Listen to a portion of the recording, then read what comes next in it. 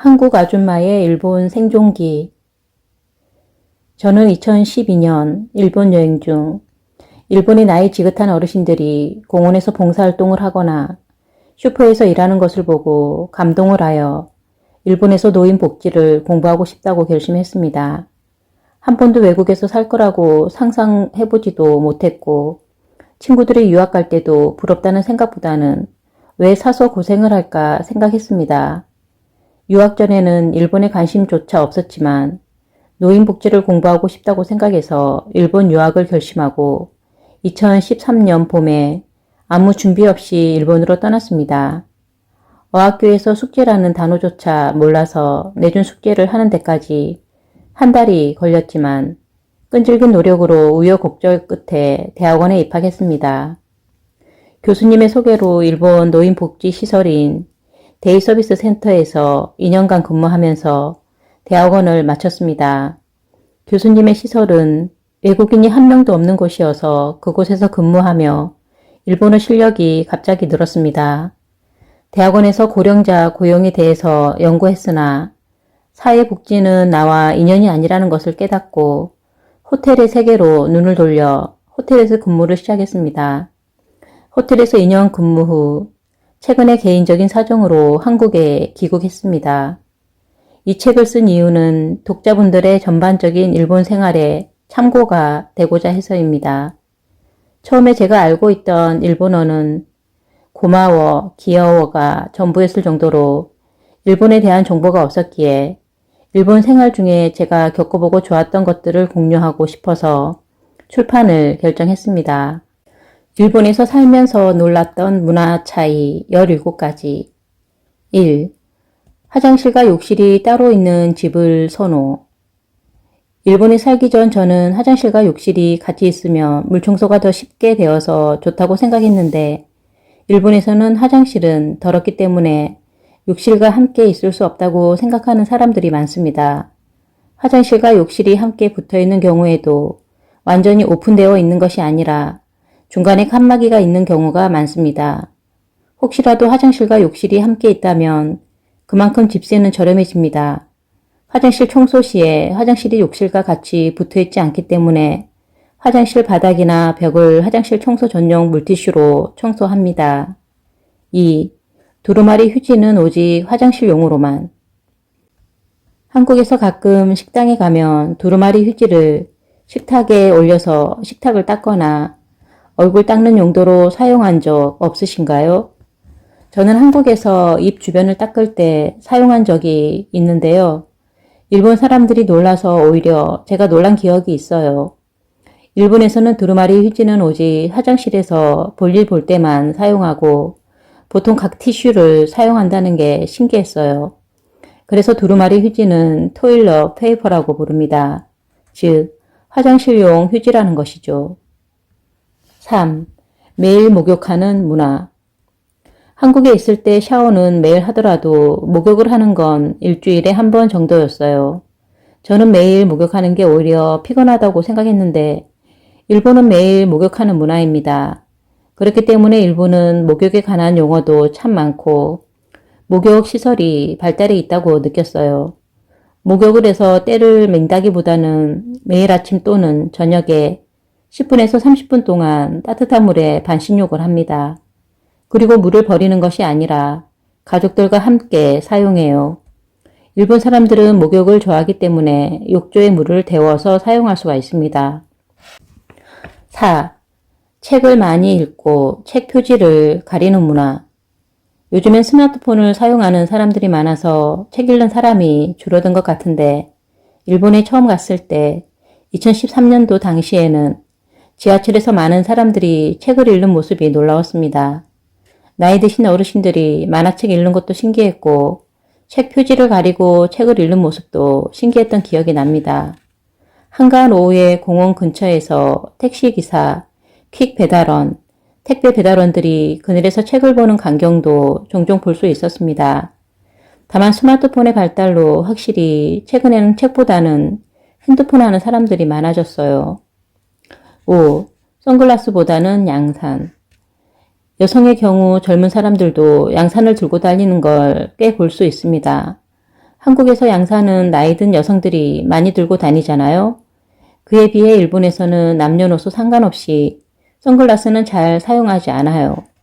친구들에게 개인적인 의견을 물어보니 선글라스를 착용하는 것이 눈에 띄고 부끄럽다고 하더군요. 그래서 백화점을 가보면 다양한 연령층을 겨냥한 다양한 디자인의 양산을 볼 수 있었습니다. 6. 커플, 동료들과 더치페이 문화. 일본에 처음 왔을 때 놀이동산에서 500엔짜리 티켓을 각자 사는 것을 보고 남편이랑 어머, 쟤네들은 커플 아닌가 봐 말했었는데 커플이었습니다. 그 당시에 저는 500원 정도는 남자가 내야 한다는 생각이 깔려 있었어요. 일본에서 생활해보니 커플들 사이에서도 더치페이가 일반적이었습니다. 그런데 일본도 이렇게 더치페이 문화가 발달한 것이 버블 시대가 끝난 1990년대부터라고 들었어요. 예전 어르신들은 남자가 내야 한다고 생각하는 분들도 있다고 하네요. 실제로 대학원 선배 남자들은 대부분 밥을 사줬어요. 커플들 뿐만 아니라 친구들 사이에서도 10원까지 정확하게 나누는 친구들이 많습니다. 누가 밥을 사고 커피를 사는 문화라기보다 밥도 더치페이, 커피도 더치페이를 하는데 누군가가 돈을 더 많이 내는 것을 부담스럽게 생각해요. 누가 돈을 좀 더 많이 내면 신세진다고 생각하는 것 같아요. 7. 거스름돈. 거스름돈 줄 때 틀리지 않게 하기 위해 지폐를 세워주는 문화. 예를 들어 560엔짜리 물건을 사고 10,000엔을 냈다면 9,440엔을 받아야 하겠죠? 한국의 경우는 어떠한가요? 잔돈을 그냥 주지 않나요? 일본에서는 한 장 한 장 같이 세워줍니다. 처음에는 느린 것 같아서 답답했는데 제가 일을 하고 보니 일하고 거스름돈을 줄 때 계산이 틀릴 확률이 낮아져서 좋았어요. 일할 때는 좀 늦어도 꼼꼼하게 틀리지 않게 하려는 문화인 것 같아요. 8. 도시락 문화. 일본은 도시락 문화가 일반적입니다. 어른, 어린이 모두 도시락을 싸서 다니는 경우가 참 많아요. 어린이 도시락 같은 경우에는 캐릭터, 벤이라는 경쟁이 붙어서 예쁘게 도시락 싸는 엄마가 좋은 엄마가 되는 경우도 있는 것 같은데 엄마들이 너무 힘들 것 같아요. 저도 회사에 도시락을 싸서 다녔는데 배우자가 싸주는 도시락을 보고 좋은 와이프인지 아닌지 평가하는 소리를 들었던 적이 있습니다. 9. 일본의 습한 날씨. 친오빠도 일본에서 유학하고 현재 일본에서 거주 중인데요. 예전에 친오빠가 일본 반지하 집에 6개월 살았다가 옷의 지퍼가 다 고장나고 피부질환인 건선에 걸렸습니다. 습해서요. 그리고 이건 제 개인적인 생각인데 날씨가 습하다 보니 여성들의 경우 물광 화장보다는 매트한 화장을 선호하는 것 같아요. 한국하고 확연하게 다른 화장법에는 날씨도 어느 정도 원인이 있는 것 같습니다. 10. 매일 장보고 요리하는 문화. 한국처럼 만들어 놓고 꺼내 먹는 문화가 별로 없어요. 그래서 장을 볼 때도 이틀치나 그날 저녁 창거리 정도의 장을 봅니다. 다만 태풍, 지진, 코로나19 같은 재해가 있을 때는 일본 사람들도 사재기를 합니다. 하지만 사재기를 해봤자 냉장고 자체가 작기 때문에 사재기를 해도 한국보다는 규모가 작습니다. 일본 사람들은 평상시에는 사재기를 하지 않지만 자연재해가 터질 때마다 마트 물건이 텅텅 빌 정도로 사재기를 하기도 합니다. 매일매일 장을 보는 문화이기에 대형마트는 거의 없고 동네 슈퍼와 채소 가게에서 장을 봅니다. 11. 안 사고 안 버리는 문화. 잘 안 버리고 잘 안 사는 것 같아요.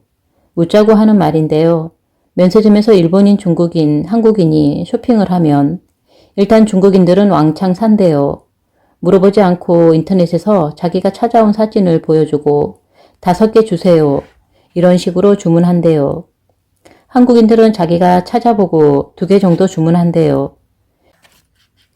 일본인들은 향도 맡고 다 발라보고 안 사거나 1개만 산다고 하는 소리가 있어요. 12.